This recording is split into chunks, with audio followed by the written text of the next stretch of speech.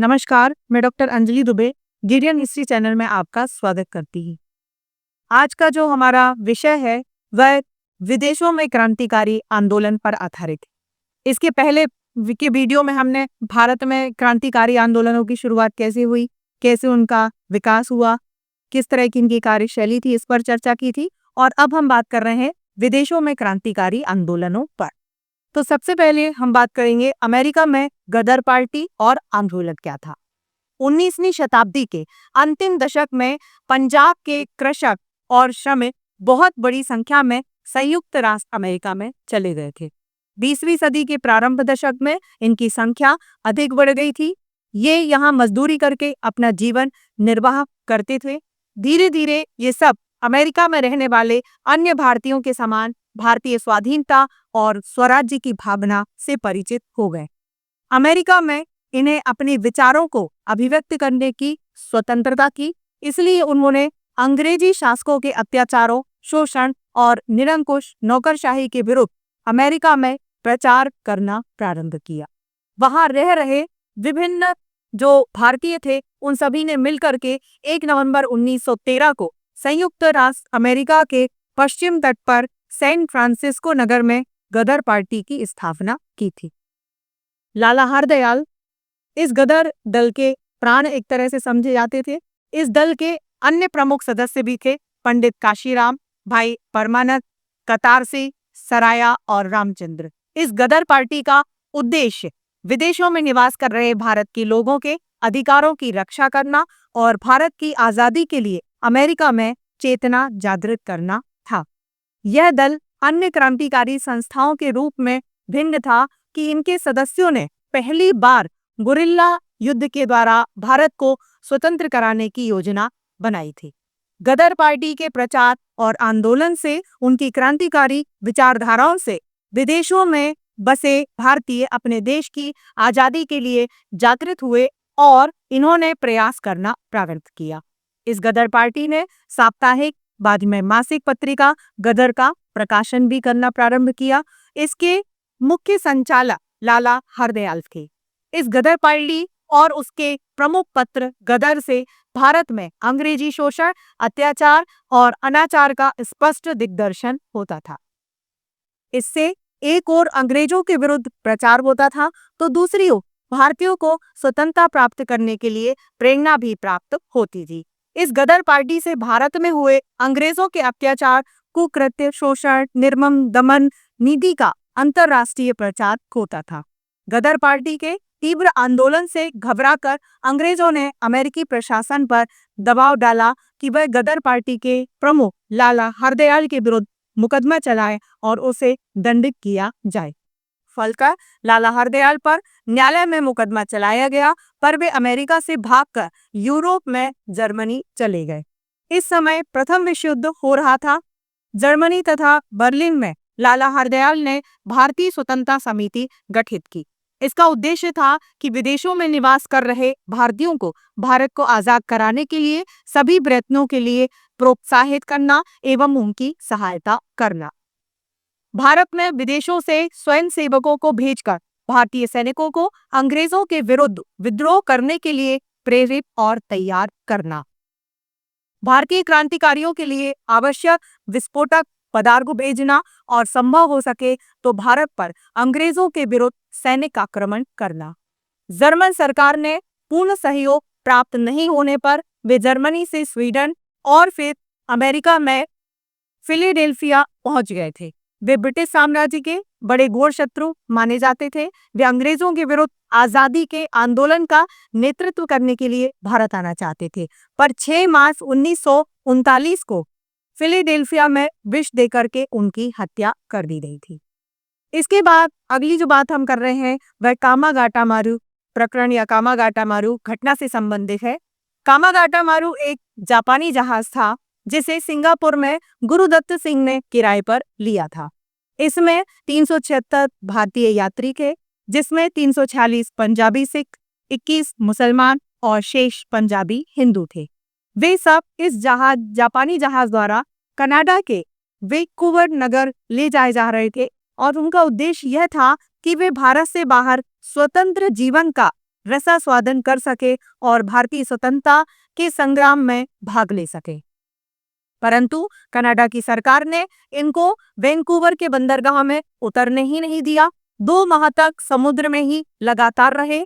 इन्होंने संघर्ष भी किया पर वे असफल रहे और कनाडा की सरकार ने इन सबको वापस भारत भेज दिया। 27 दिसंबर 1914 को यह जहाज कलकत्ता लौट आया। इन यात्रियों का विश्वास था कि अंग्रेज सरकार के दबाव के कारण ही कनाडा की सरकार ने उन्हें कनाडा में रखने की अपेक्षा भारत वापस भेज दिया। जहाज की लौट जाने पर गुरुदत्त सिंह को बंदी बनाने का प्रयास भी किया गया पर वह अपनी सुरक्षा के लिए भाग निकली। शेष यात्रियों को एक विशेष रेलगाड़ी में बिठाकर पंजाब लाया गया और इनमें से कुछ को बंदी भी बना लिया गया। कुछ को उनके गांव की सीमा के बाहर ले जाने पर प्रतिबंध भी लगा दिए गए। कुछ को कड़ी निगरानी में रखा गया और फिर भी इनमें कुछ कानून की नजर से बच निकले और उन्होंने अंग्रेजों के विरुद्ध विद्रोह व आंदोलन करके अपनी योजना को कार्यान्वित करना प्रारंभ कर दिया। इन्होंने कृषकों और सैनिकों के साथ अंग्रेजों के विरुद्ध कार्य किए और उन्हें विद्रोह के लिए भड़काया।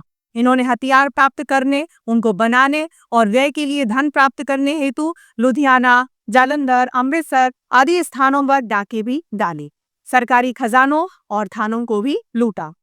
उन्होंने जनता और सैनिकों में क्रांति और गदर का साहित्य विपरीत कर उन्हें क्रांति के लिए प्रेरित किया। इन्होंने सैनिकों से मिलकर 21 जुलाई 1915 को सैनिकों के विद्रोह की तिथि निश्चित की।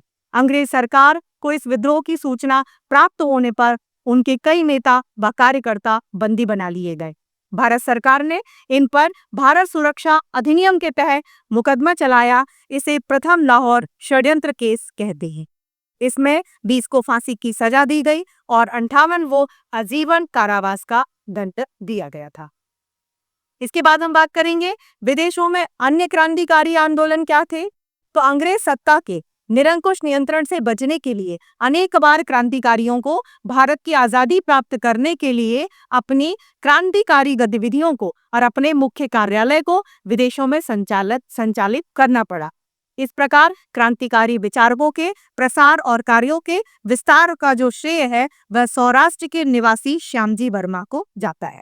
वे तिलक जी की अनुशंसा पर लंदन गए थे और सन 1904 से 14 की अवधि में भारतीय स्वतंत्रता प्राप्ति और उन्होंने विदेशों में क्रांतिकारी विचारधारा के प्रचार के लिए अत्यधिक कार्य किया था।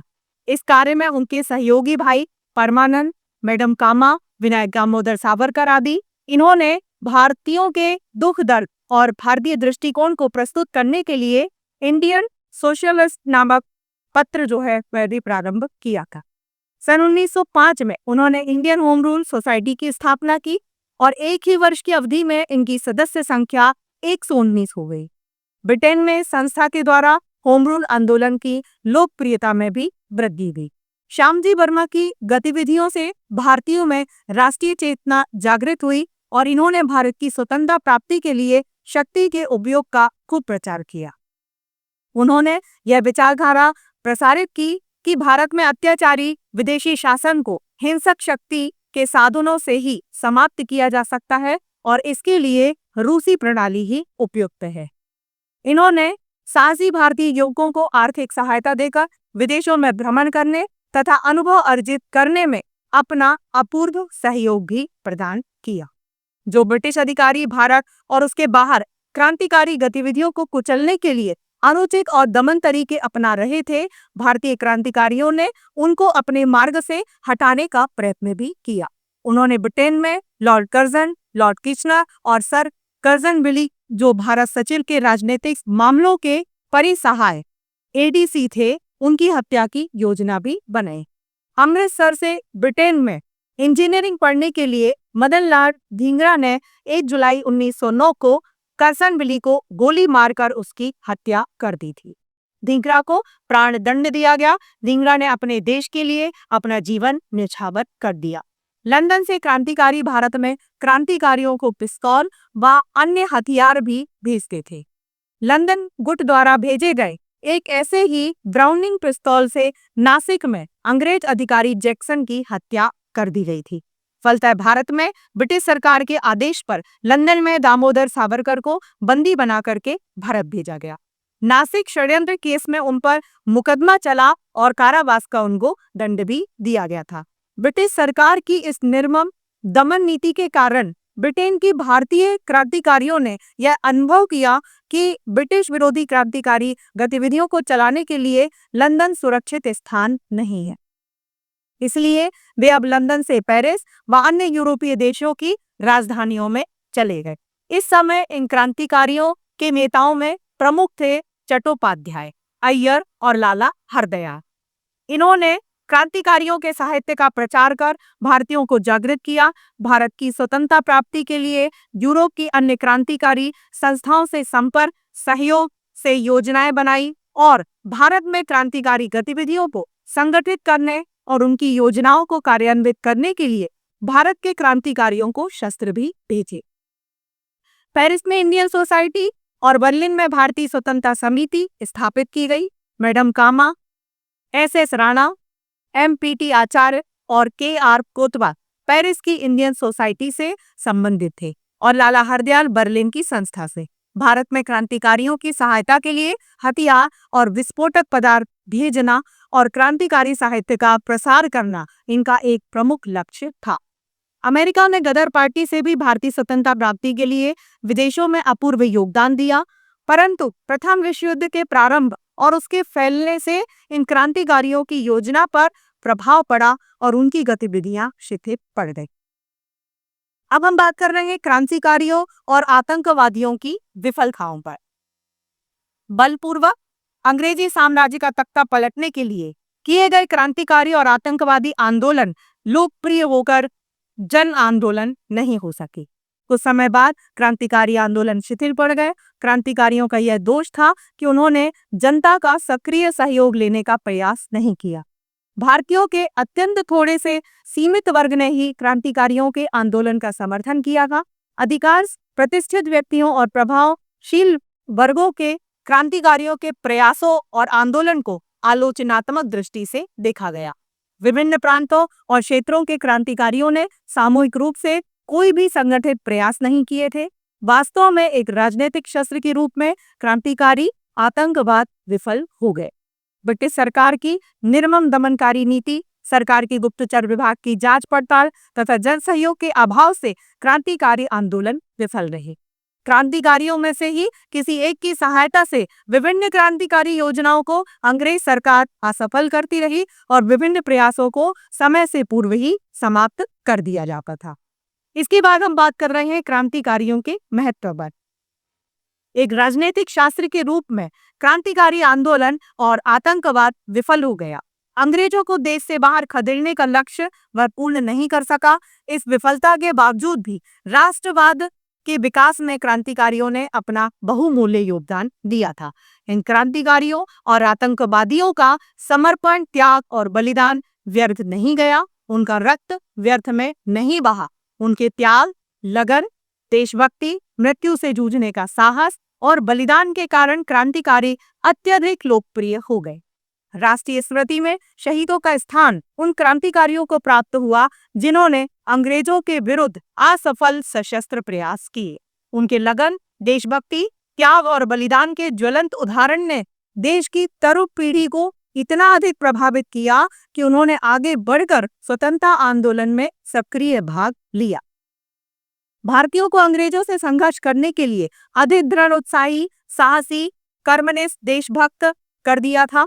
क्रांतिकारियों के संघर्ष और समर्पण, त्याग और बलिदान की भावना अंततः अहिंसात्मक आंदोलन की सफलता के लिए उत्तरदायी है। तो मैं आशा करती हूँ कि आज के इस वीडियो के माध्यम से विदेशों में हमारे क्रांतिकारियों ने अपना क्या योगदान दिया, किस तरह से उनकी कार्यशैली थी, किस तरह उन्होंने प्रगति की और इसके क्या आगे चल करके हमें परिणाम मिले, यह आपको बहुत अच्छे से समझ में आ गया होगा। धन्यवाद। आज का वीडियो जिन संदर्भ ग्रंथों पर आधारित है वे आपकी स्क्रीन पर हैं। आप उन्हें देख सकते हैं और इनका अध्ययन कर सकते हैं। यदि आपको ये वीडियो अच्छा लगा और भविष्य में आप भारतीय एवं विश्व इतिहास को क्रमबद्ध रूप से जानना चाहते हैं तो आप इस चैनल को लाइक करें और सब्सक्राइब का बटन दबाएं। आपके सुझाव सदैव आमंत्रित रहेंगे।